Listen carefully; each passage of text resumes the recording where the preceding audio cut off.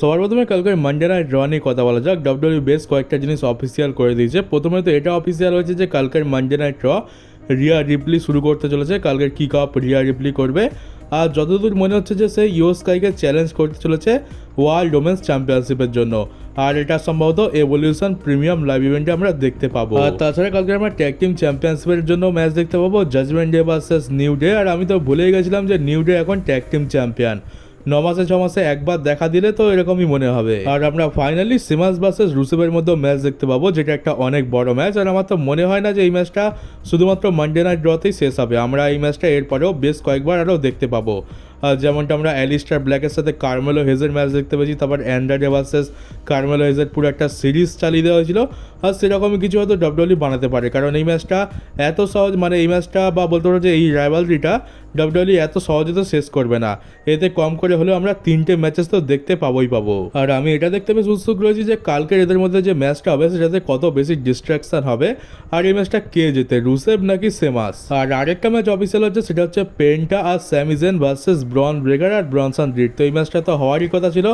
যখন আমরা class night of চ্যাম্পিয়ন্সে দেখতে পেলাম যে অ্যাটাক করে দিয়েছে পেন্টা আর স্যামি জেন, তখনই বুঝে গেছিলাম যে এই ম্যাচটা মানডে নাইট ড্রতে তো ডাব্লিউডাব্লিউ বুক করবেই করবে। আর এখন অফিসিয়াল হয়ে গেছে। আর আজকের ডাব্লিউডাব্লিউতে সেমাসের পুরো 16 বছর কমপ্লিট হয়ে গেছে। আজ থেকে ঠিক 16 বছর আগে আমাদের ক্যালটিক ওয়ারিয়ার সেমাস ডাব্লিউডাব্লিউতে ডেবিউ করেছিল। আর আজকের আমাদের আমেরিকান নাইটমেয়ার কোডি রোডসের জন্মদিন। আজকের কোডি রোডস 40 বছর বয়স হয়ে গেছে। তো আমার তরফ থেকে কোডি রোডসকে হ্যাপি বার্থডে। আর দেখতে পাচ্ছ এখানে Cody king of the ring tournament জেতার পর তার মুকুটটা মাথায় পরে সেলিব্রেট করছে। আর এখন বুঝতে পারলাম যে গান্থার কেন আগের বছর মুকুটটা একবারের জন্য মাথায় দেয়নি, কারণ মুকুটটা মাথার তুলনায় অনেকটাই বড়। এখানে দেখতে পাচ্ছ যে কোডিরও প্রায় বড়ই হচ্ছে, কান পান তো সব ঢুকে যাচ্ছে।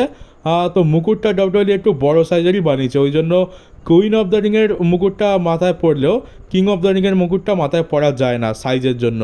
আর কালকের রাতে অ্যাডাম পিয়ার্স আর নিক অল্ড্রিচ দুজনেই উপস্থিত থাকবে। তারা এটা সোশ্যাল মিডিয়াতে অ্যানাউন্স করেছে যে মানডে নাইট রাতে তারা কোনো বড়সড় অ্যানাউন্সমেন্ট করতে চলেছে। সম্ভবত আমার মনে হচ্ছে ওটা এভলিউশন নিয়েই কোনো একটা অ্যানাউন্সমেন্ট হবে, কারণ সামনেই রয়েছে এভলিউশন। আর সেটাকে এবার খুব বড়সড় করে বিল্ড করবে। এমনিতে ফ্যান্সদের কোনো ইন্টারেস্ট তো নেই এভলিউশন নিয়ে, তো সেই ইন্টারেস্ট জাগানোর জন্য বা হাইপ বাড়ানোর জন্য কিছু একটা করতে চলেছে কালকে। তো দেখা যাক কী বড় অ্যানাউন্সমেন্ট করে। আর আরেকটা জিনিস জানা গেছে যে আমরা এভলিউশনে কোনো একটা ব্যাটেল রয়্যাল দেখতে পাবো, ব্যাটেল রয়্যাল ম্যাচ, যেখানে এক গাদা ওমেন্স ডিভিশনের সুপারস্টার থাকবে। আর সেই ম্যাচটা যে জিতবে সে ক্ল্যাশ ইন প্যারিসে ডাব্লিউডাব্লিউ ওয়ার্ল্ড চ্যাম্পিয়নশিপের জন্য অপরচুনিটি পাবে, মানে ওমেন্স ওয়ার্ল্ড চ্যাম্পিয়নশিপের জন্য। আর আমরা নাইট অফ চ্যাম্পিয়ন্সে দেখতে পেলাম যে চার্লস রবিনসনকে জন সিনা ধাক্কা মেরে তো একেবারে কোথায় ছিটকে ফেলে দিল। তো চার্লস রবিনসন তারপর একটা টুইট করেছে, লিখেছে আই অ্যাম অ্যালাইভ, মানে আমি এখনো বেঁচে আছি, মরিনি। তো এটা আমাদের চার্লস রবিনসন মজা করেই লিখেছে। দেখতে গেলে ক্যারিয়ারে অনেকবার চার্লস রবিনসনকে মার খেতে হয়েছে। চার্লস রবিনসন ডাব্লিউডাব্লিউ সব থেকে বেশি এক্সপিরিয়েন্স রেফারি, আর অনেক বছর ধরে কাজ করে আসছে। আর যত বড় বড় ম্যাচেস রয়েছে সেখানে আমরা চার্লস রবিনসনকে দেখতে পাই। আর বড় বড় ম্যাচেস মানে সেখানে রেফারি তো চোট লাগবেই লাগবে। তো চার্লস রবিনসনের কাছে তো এটা খুব একটা বড় ব্যাপার নয়। আর আমরা যে দেখলাম যে সিএম পাঙ্ক ডক্টর অফ থগনমিক্স এর গিমিক নিয়ে এসেছিল স্ম্যাকডাউনেতে, তো সেটার পরে সোশ্যাল মিডিয়াতে খুবই হাসাহাসি হচ্ছে। সিএম পাঙ্কে নাকি খুবই ফানি লাগছে। আমি ওইটা দেখেছি, তবে আমি কিছু বলিনি। তবে আমি যখন প্রথমবার সিএম পাঙ্কে দেখলাম আমার মনে হচ্ছিল যে এটা ডক্টর অফ থগনমিক্স নয়, এটা অন্য কিছুই। মানে জন সিনাকে প্রেসার কুকারে ঢুকিয়ে 15-16খানা সিটি মারার পর এরকম ডক্টর অফ থগনমিক্স বেরোয়, মানে এত রোগা ডক্টর অফ থগনমিক্স তো এর আগে আমরা দেখিনি। আর তার উপরে গায়ে একেবারে ট্যাটু ভর্তি, তো মনে হচ্ছে একটা ছাপড়ি ডক্টর অফ থগনমিক্স। আর ক্যারিয়ান ক্রস আর তার বউ স্কারলি টুইটারেতে টুইট করে সকল ফ্যান্সদের ধন্যবাদ জানিয়েছে যে তাদের সাপোর্টের জন্যই আজকের সৌদি আরবেতে ক্যারিয়ান ক্রস ম্যাচটা পেয়েছে।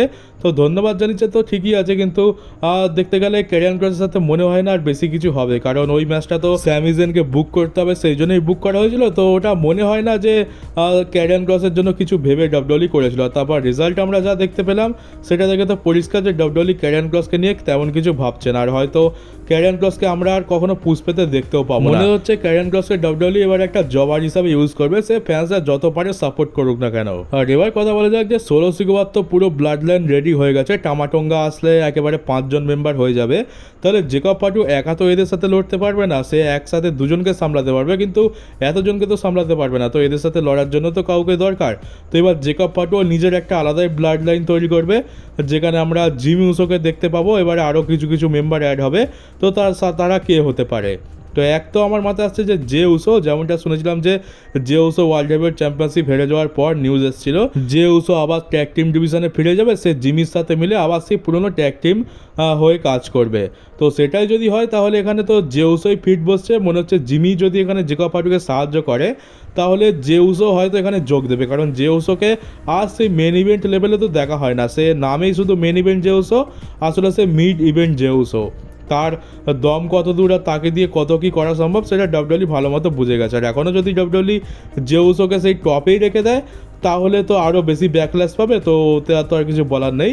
তো জে উসো একটা অপশান ভালো হতে পারে, কিন্তু ডাব্লিউডব্লিউটা করবে কিনা জানি না। তো জিমি উসো জে উসো তো হলো, কিন্তু আরও মেম্বার দরকার। তো আরও মেম্বার, বাকি মেম্বারগুলো কারা হতে পারে?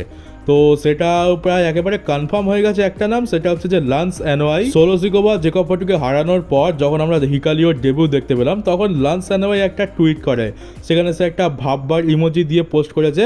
আর লান্স অ্যানোয়াই কিন্তু এখনও ডাব্লিউডব্লিউতেই রয়েছে। লান্স অ্যানোয়াই আর হিকালিওকে ডাব্লিউডব্লিউ একসাথেই সাইন করেছিল, দুজনেই এনএক্সটিতে ছিল, কিন্তু কখনও তাদেরকে ইউজ করা হয়নি।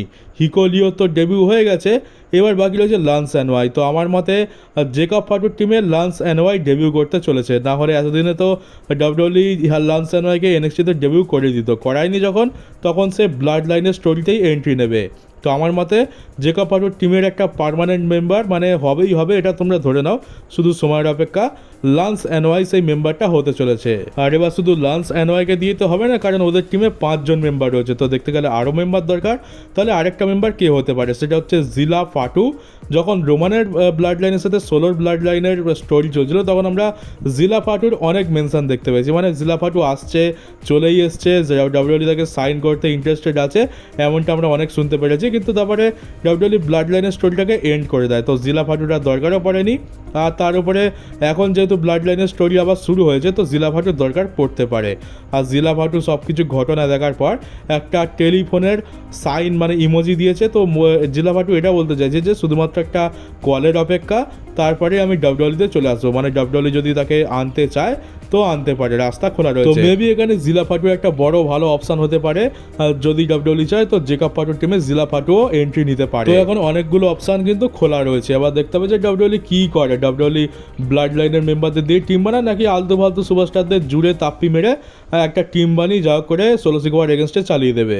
কিন্তু যেহেতু এটা ব্লাড লাইনের স্টোরি তাই আমি তো প্রেফার করবো যে যেন ব্লাড লাইনের মেম্বারদেরই আনা হোক। আর নাইট অফ চ্যাম্পিয়ন সবাইকে ডিসঅ্যাপয়েন্ট করার পর ফ্যান্সরা এখন একটা ম্যাচ দেখতে চাইছে, সেটা হচ্ছে একটা fatal 4-way match, John Cena versus CM Punk versus Cody Rhodes versus Randy Orton. আর এটা ফ্যান্সরা দেখতে চাইছে, ফ্যান্সরা ডিমান্ড করছে, কিন্তু না তো কোনো রকম নিউজ এসছে, না তো কোনো রকম রুমার এসছে, না তো ডাব্লিউডব্লিউর কোনো রকম ইচ্ছা আমরা দেখতে পাচ্ছি। দেখতে গেলে আমরা তো ফ্যান্স, আমরা যেটা ভালো হবে সেটাই চাইবো। আমরা অনেক ভালো ভালো জিনিস তো ভেবে রেখেছিলাম, আর বেশিরভাগ আমরা ভালো জিনিসই এক্সপেক্ট করি, কিন্তু আমাদের সাথে প্রত্যেকবারই খারাপ হয়। আমরা যেটা এক্সপেক্ট করি সেটা তো হয় না, উল্টে আরও খারাপের দিকে চলে যায়। তো আমরা এবারেও এক্সপেক্ট করছি যে এটা একটা অনেক বড় ম্যাচ হয়ে যাবে, ফেডাল 4-way ম্যাচ, কিন্তু এটা কি হবে আদৌ? আমার তো খুবই চান্স কম লাগছে। আমরা প্রত্যেকবার ভালো ভালো ম্যাচেস, ভালো ভালো কোনো টুইস্ট, সারপ্রাইজ এগুলো এক্সপেক্ট করি, কিন্তু টাকলা প্রত্যেকবার সব কিছুতে জল ঢেলে দেয়। আর এবারে আমরা এটা এক্সপেক্ট করছি যে ফেডাল 4-way ম্যাচ হবে, এটা তো আমার খুবই মুশকিল লাগছে। একমাত্র হতে পারে যদি র্যান্ডি অর্টন হিল টার্ন করে কোডি আর জন সিনা দুজনের ওপরই অ্যাটাক করে দেয়, তাহলে ওটা বড় জোর ট্রিপল থ্রেট হতে পারে। এবার সিএম পাঙ্কেতে অ্যাড হওয়ার একটা চান্স রয়েছে, কারণ সিএম পাঙ্কে তো ক্লিনভাবে হারানো হয়নি, কী হয়েছিল ম্যাচের লাস্টের দিকে সে তো আমরা সকলেই জানি। তো সিএম পাঙ্ক এখানে দাবি তুলতে পারে যে আমারও ম্যাচ চাই, আমি তো ক্লিনভাবে হারিনি। তো সেই হিসাবে স্টোরি লাইন যদি ভালো করে ডাব্লিউডব্লিউ বানাতে পারে তাহলে ফেডাল 4-way ম্যাচটা হয়ে যায়, কিন্তু এত আশা কি আমাদের রাখা আদৌ উচিত? প্রত্যেকবার আমাদের সাথে কী হয় সে তো আমরা দেখেই নিয়েছি। আর তাছাড়া সিএম পাঙ্কের স্টোরি লাইন এখন তো মনে হচ্ছে সেথ রলিন্সের সাথে চলবে কিছু সময়, তো সিএম পাঙ্কের এর মধ্যে আসাটাও একটু মুশকিল লাগছে। তো এটা একটা অনেক বড় ম্যাচ ডেফিনেটলি, কারণ আমি সিঙ্গলস ম্যাচ তো আর দেখতে চাই না, আমি র্যান্ডি অর্টন ভার্সেস জন সিনাও সিঙ্গলস ম্যাচ দেখতে চাই না, আর কোডি ভার্সেস জন সিনাও দেখতে চাই না। আমরা কোনো একটা মাল্টি পার্সন ম্যাচ দেখতে চাই, আর আমি তো পার্সোনালি কোডি ভার্সেস জন সিনা আর দেখতে চাই না। এটা সেই রেসলম্যানিয়ার আগে বলতাম যে কোডি রেসলম্যানিয়াতে হারবে, তারপর সামার স্ল্যামেতে গিয়ে আবার চ্যাম্পিয়নশিপ জিতবে, ওটা তখন শুনতে ভালো লাগতো, কিন্তু এখন যেন তেমন ফিল আসছে না।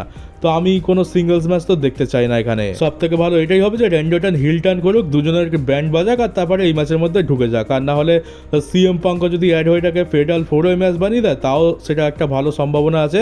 তবে আর কিছু হোক না হোক, র্যান্ডি অর্টনকে এই ম্যাচের মধ্যে ঢোকানো উচিতই উচিত। কিন্তু এগুলো শুধুমাত্র আমাদের চিন্তা ভাবনা, আর আমাদের চিন্তা ভাবনার তো কোনো কেয়ারই করে না ট্রিপল এইচের উপর। সত্যি কথা বলতে আমার আর একদমই বিশ্বাস নেই এই যে ভালো কিছু করতে পারে বা আমাদেরকে বড়সড় কোনো ম্যাচ দেবে আর তাতে বড়সড় কিছু দেখতে পাবো, সেটা আমি আর আশা রাখছি না। আমরা বড় বড় জিনিসের কথা তো ভেবে নিই, কিন্তু সেগুলো ট্রিপল এইচ আমাদেরকে দেয় না। উল্টে এটা বলে দেয় যে হ্যাঁ তোমরা অনেক বড় সারপ্রাইজ পাবে, অনেক বড় টুইস্ট পাবে, আর শেষ পর্যন্ত আমাদেরকে বোকা বানিয়ে দেওয়া হয়, কিছুই দেওয়া হয় না আমাদেরকে।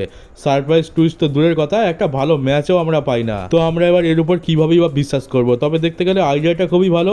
আমরা নাইট 2 এর মেন ইভেন্টে এই ফেডাল 4 ম্যাচটা দেখতে পাবো, আর নাইট 1 এর মেন ইভেন্টে আমরা সেথ রলিন্স ভার্সেস রোমান রেন্সের ম্যাচ দেখতে পাবো। তাহলে মেন ইভেন্ট তো দেখতে গেলে একেবারে পুরো সেট হয়ে রয়েছে। দুটো নাইটে আমরা বড় বড় ম্যাচেস দেখতে পাচ্ছি, ফ্যান্সরা ডেফিনেটলি এটা দেখতে চাইবে। আর এই ম্যাচ দুটো যদি মেন ইভেন্টে রাখা হয় নাইট 1 আর নাইট 2-তে, তাহলে এবারে সামারস্ল্যামটা মনে রাখার মতো হয়েই যাবে। সে এই দুটো ম্যাচে ট্রিপল এইচ কোনো টুইস্ট দিক বা সারপ্রাইজ দিক আর না দিক, কারণ সেথ রলিন্স ভার্সেস রোমানের ম্যাচ একটা অনেক বড় ম্যাচ, আর ফেডাল 4 ম্যাচটাও অনেক বড় ম্যাচ। তো এখানে যদি কোনো টুইস্ট নাও দেয়, কোনো রকম সারপ্রাইজ নাও দেয়, তাও এই ম্যাচটা আমরা এনজয় করব।